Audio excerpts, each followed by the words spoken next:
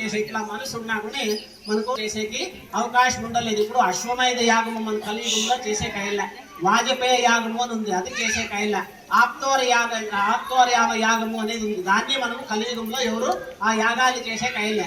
అట్లా యాగాలన్నీ చేసే ఫలితం రావాలంటే ఒక పాపను కన్యాదానము అని చేయాలని ఉంది. అంటే ఒక ఆడబిడ్డ పుట్టే మనకు 20 తరాల జనాలు బతుకుతారు, అంటే స్వర్గంలో కానీ వాళ్ళకు మంచి ప్రాప్తి జరుగుతుంది అని దీంట్లో మహాసంకల్పం వస్తుంది, దాంట్లో చెప్తారు. ఆ మహాసంకల్పంలో చెప్తారు. కాబట్టి మనం ఆ పాప ఆయన కూడా అట్లే ఉండాల.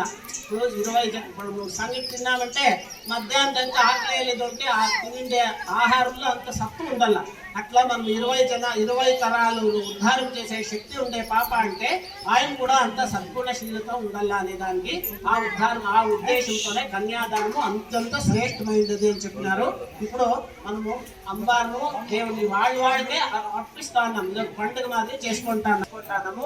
కళ్యాణోత్సవం కార్యక్రమం తదేవ లగ్నం సుదినం తదేవ తారాబలం చంద్రబలం తదేవ విద్యాబలం దైవబలం తదేవ లక్ష్మీపతే.